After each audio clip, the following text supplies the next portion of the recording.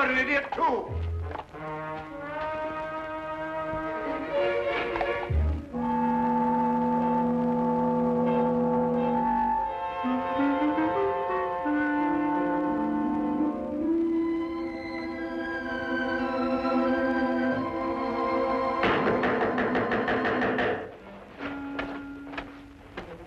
Did you hear that? With no difficulty. Or was it? Well, according to my deductions, I should imagine that someone is at the door. Oh. Well, Watson, won't you see who it is? No, well, I just... All right.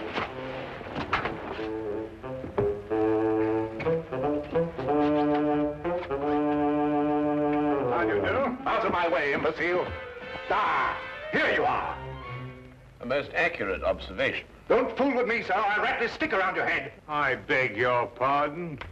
Do you know who you're talking to? I most certainly do. An idiot, a liar, and a blackguard. That's who I'm talking to. Would you care for a cup of tea? Never mind the cup of tea. Just give me my £100. Now, look here. Now you've gone too far. Who are you?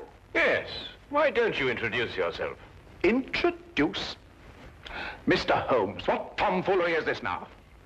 You know my name, sir. I wish I were equally informed as to yours. Do you mean to sit there and pretend you don't know who I am? I not only do not know who you are, sir, but I think I prefer it. Quite. But this is impossible. Oh, you're pulling my leg? Mr. Sherlock Holmes is not in the habit of pulling the legs of elderly gentlemen. Oh, enough of this nonsense. I talked to you here in these very rooms only last week. Oh, indeed? And what did we talk about? You know very well what we talked about. I informed you that several attempts have been made on the vault of my home. I asked your advice concerning a safer place for the family jewels, securities, and other valuables. Oh? And what was my advice? Don't you remember? You said that thieves never look in the obvious places for valuables. They only look in the places that are not obvious. Therefore, I should put my precious things in an obvious place, which would then become inobvious. Or some such drivel. Anyway, I took your word for it, and you charged me £100, too. Did I? I take it the advice was not very effective. Effective? My dear sir, not more than an hour ago, the biscuit jar was ransacked. Completely ransacked. Biscuit jar? I offer you my full sympathies, Mr. Sir Arthur Treadley. Oh, Sir Arthur. However, the loss of your valuables represents only one crime in this pattern. What do you mean? The first crime committed was a very clever impersonation of myself. For last week, when we presumably were holding our rather unusual discussion, I was in Brighton with Dr. Watson. Yes, we had sort of a holiday. Gone the entire week. Very enjoyable, eh? Are you certain? There can be no doubt, sir. Then I talked to An imposter. But he looked exactly like you. It's interesting, eh, Watson? Yeah. What did I look like? You were in Brighton. We both were. Well, this is the most amazing. It certainly is, sir. I hardly relish the thought of a stranger wearing my slippers and smoking my pipe. Not to mention the fact that he's traded on your name to achieve his own illegal ends. Well, I see that I can hardly blame you, but still, something should be done about it. Something shall be done about it, sir. This imposter must be apprehended. You should report the matter to the police. Oh, no, I think you can trust Sherlock Holmes. This Sherlock Holmes. Good. Here's my card, sir. Please contact me as soon as you've uncovered the scoundrel. I should very much like to meet him, face to face. Exactly my wish, sir. Good day, then, gentlemen.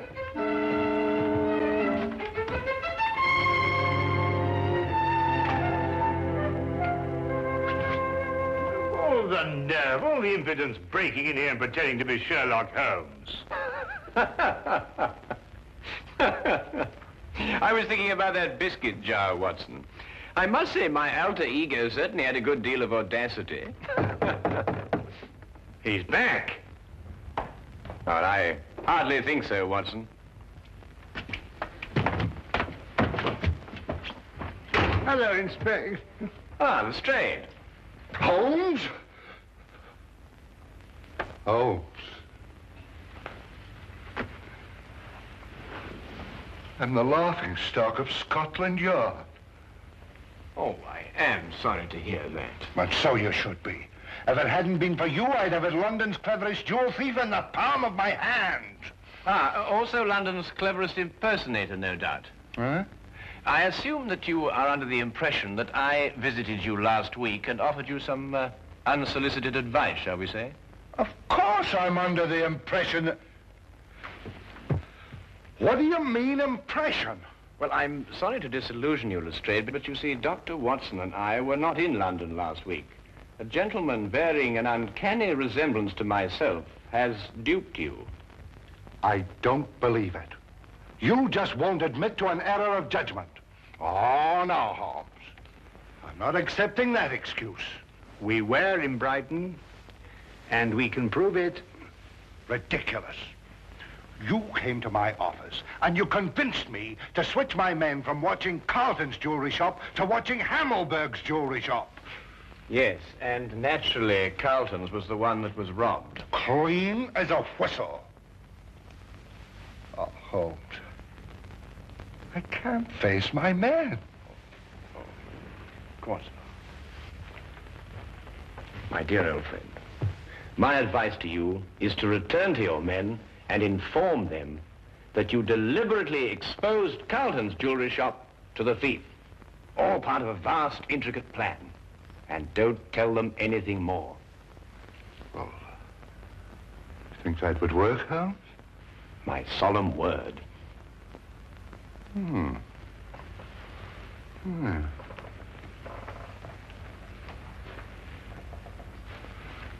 do that, Holmes. That's just what I'll tell them. They won't be able to make me out, will they? No. You will continue to be a puzzle to them. Yes. Oh, thank you, Holmes, thank you. Oh, by the way, you weren't serious about that impersonator, were you? Quite serious.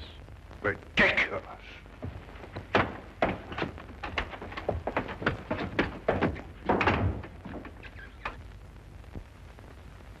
Holmes, this is getting worse and worse every minute. I dread to hear another knock on the door. Well, I think our man was busy enough for 1 week, don't you, Watson? Well, I hope so. Well, what are we going to do now? Well, to catch an impersonator, it may be necessary to bait the trap with a piece of imitation cheese. What? I say, Holmes, must we continue with this ridiculous act? Absolutely essential. Well, I don't feel very dignified. Dignity is not the issue, Watson. It is justice and revenge. How long do we go on for? Well, until the right man calls on us. Look here, we've already seen dozens of diplomats and reporters. Are you sure none of them was the right man? Quite sure, Watson. But I have every confidence our man will call on us before very long. Sooner or later, he must see for himself the fabulous Maharaja of Gandor. And to say nothing of the Maharaja's fortune in jewels. Well, I wish I was still plain Dr. Watson.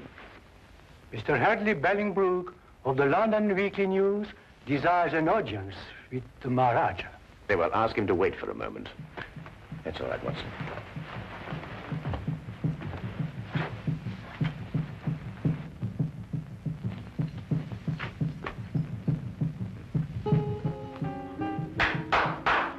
Show Mr. Bellingbrook in.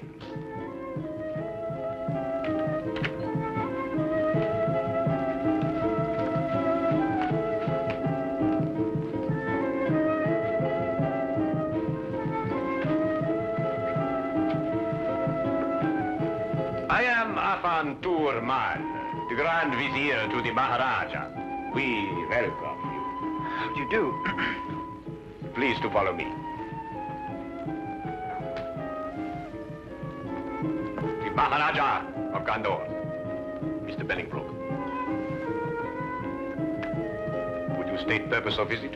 Well, I'd like to get an interview with the Maharaja for my newspaper.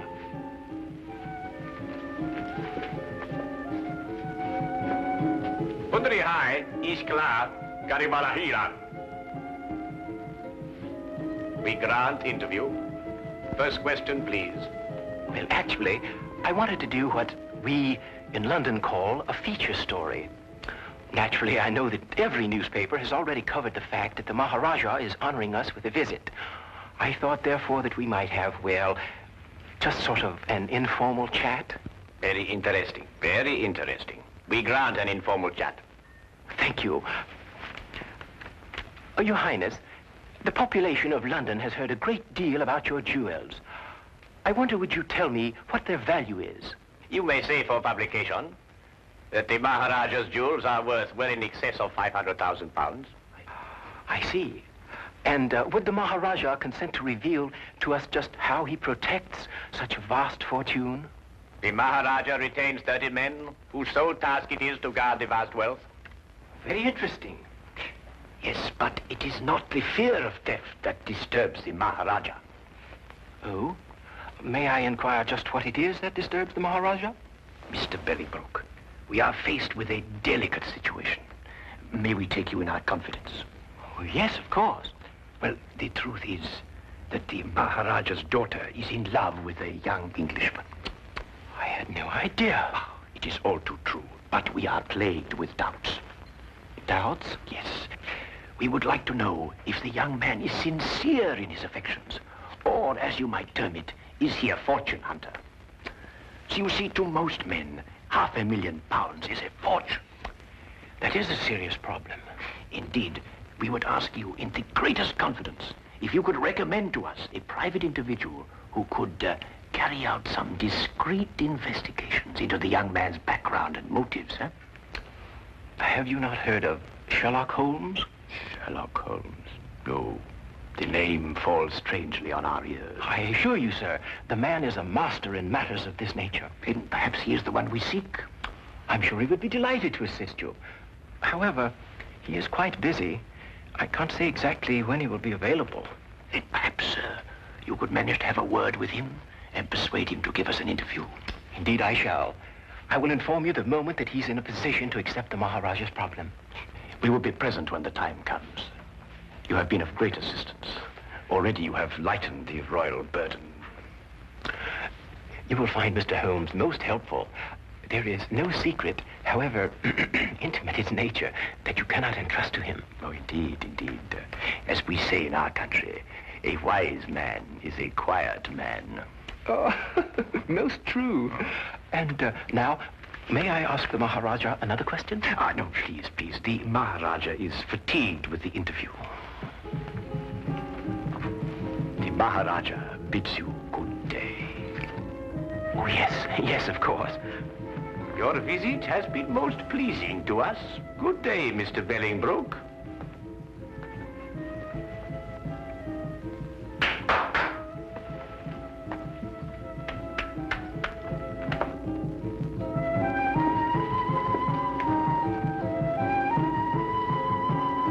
May I speak now? Certainly, Watson. What would you like to say? Eh? Oh, no, nothing really. Oh. Look here, Holmes. Why did you tell that fantastic story, something about a daughter and an Englishman? Well, you're aware, of course, that Mr. Bellingbroke was not a member of the press. Oh? Seemed legitimate enough to me. Hardly. You see, there were no signs of the true journalist about him. The seat of his trouser was not shiny from constant application to a chair, nor were the elbows of his coat shiny from constant application to a desk. Yeah? His spectacles were mere props, being made of plain glass. Plain glass? Good Lord, how did you determine that? But Mr. Bellingbroke is nearsighted. It was quite evident from the manner in which he took those notes that the glasses were no use to him whatsoever. Oh, I see. All right, then, granted Bellingbroke isn't Bellingbroke. Well, who is he? I mean, he doesn't look very like you, does he? Well, that's true, Watson. I think we shall learn more about our mysterious friend when he arranges that interview for me with Sherlock Holmes. Yes, I believe he resides at 221B Baker Street. A charming man, too, from what they say.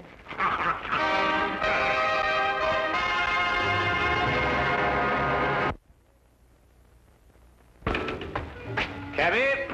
I say, Holmes, you did say we were just going through the motions of leaving the city. Yes, correct.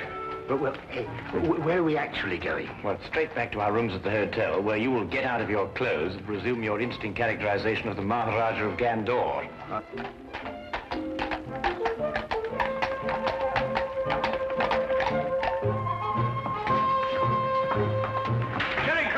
my good man, and hurry. We have a train to catch.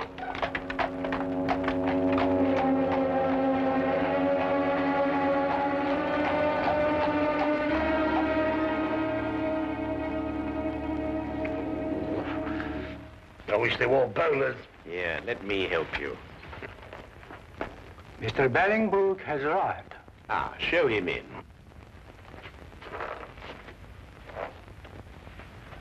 Maharaja. Huh? Ah, Mr. Bellingbrook. We greet you in peace and in hope. I think your hope is justified. Then you bring good tidings? I do. We had a good stroke of luck, and Mr. Holmes waits you this evening. Splendid. 8 o'clock would be most convenient for His Highness. I'm sure that would fit in with Mr. Holmes' schedule. We are most happy, Sahib. By the by, where does this Mr. Holmes reside? The address is 221B Baker Street. Baker Street. Ah, that has something to do with cakes and bread, no doubt. Yes, it is. But it has nothing to do with it in this case. Odd name for a street. But, however, we shall be there at the appointed hour. Good day, Mr. Bellingbrook. Holmes, if this is your idea of a joke, then our friendship is at an end. Not to mention my career with the Yard. I give you my word, Lestrade, I am utterly serious. And what could be fairer than that? I know. It just seems peculiar, this business of sneaking up to your place and arresting Sherlock Holmes. At 8 o'clock tonight. But suppose he isn't there. Suppose we burst in, guns drawn, and find the flat empty. How will I face my man? Rather sheepishly, I should imagine. Look, Lestrade, the imposter is using our flat because he thinks we've left the city. Yes, I know. But it will be a tremendous fillip for you, Lestrade. Your name will be on the lips of every man, woman, and child in London. Every man, woman, and child, eh, Holmes? All right, I'll do it, Holmes. I'll do what you ask. Wilkins? Yes, sir. Have Hennessy and Clybourne report here at 7:30 tonight. Yes, sir. Oh, and you'd better be here, too. Very good, sir. One thing more, Wilkins. If anything goes wrong tonight, you know with whom the responsibility will lie. Well, I hardly like to say so. You're in enough difficulty as it is, sir.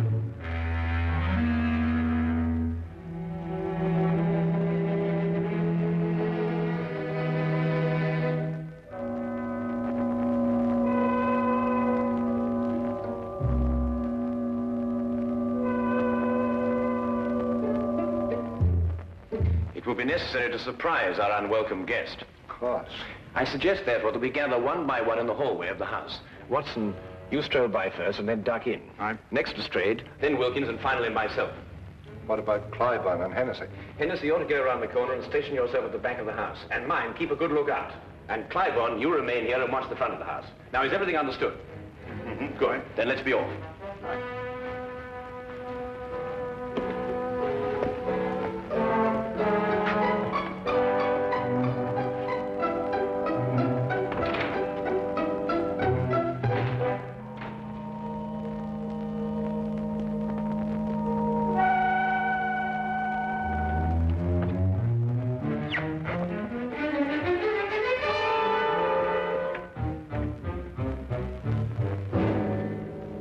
Good evening.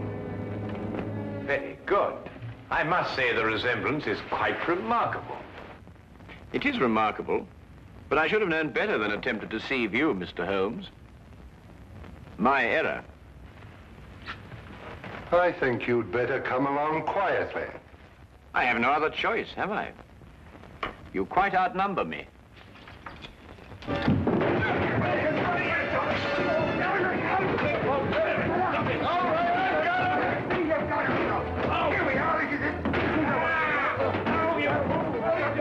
Fools!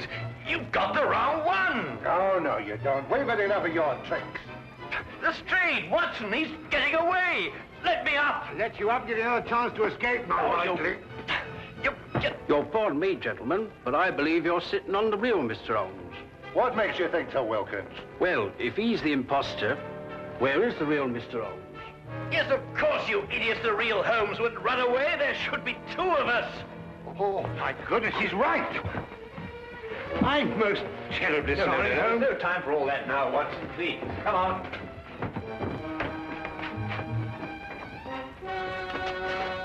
Mr. Holmes, what is it? Have you seen the imposter? No, sir. He got away. Look down the street. Hurry, man.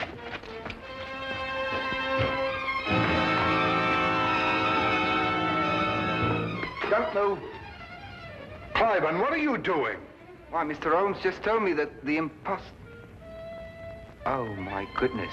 Where did you see him, Cliven? Right at my post. I don't know which direction he took. Well, he can't have gone very far. Yeah, what's that, Watson? Why, it's Putty. Mr. Holmes, Alfred. how did you get here so quick? Alfred, where was I when you last saw me? Right, down the street quite a way. And which direction was I going? Don't you know, sir? No, that's why I'm asking you. Tell me quickly. Why, it looked like you was cutting over the red line. Thank you, Alfred, for your assistance. I said hello, but you acted like you didn't even know me.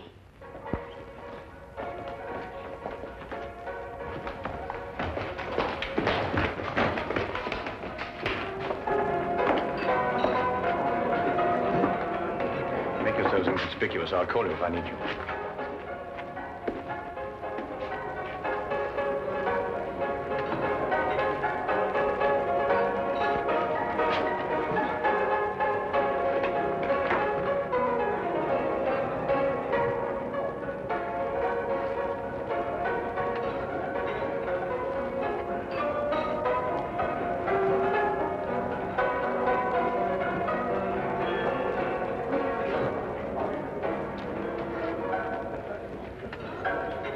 Meet again, Mr. Bellingbroke.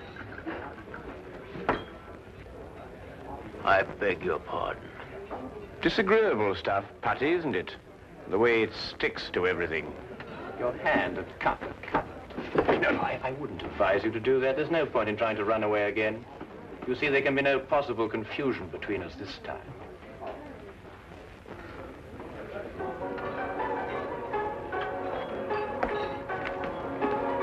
Here he is, Lestrade.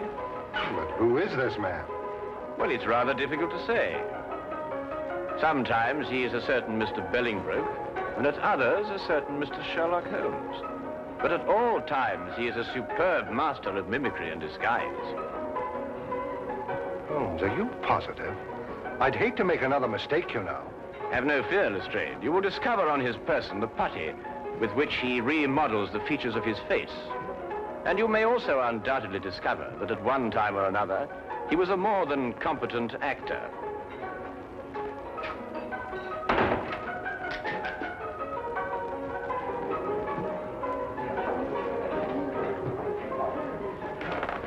But Holmes, I still... All right, all of you. Now move in. Come on, Tony, we can make a break for it. Just in the nick of time, Charlie boy. Here, give me the gun. Thank you. Now, won't you sit down opposite your partner? Aren't you Tony Simmons? No, I am Sherlock Holmes. And this, in yet another disguise, is Tony Simmons. And this is Inspector Lestrade of Scotland Yard, Dr. Watson, Sergeant Wilkins, and Officer Clybourne. Now, is everything quite clear? Wilkins, give me a hand. My head feels quite light.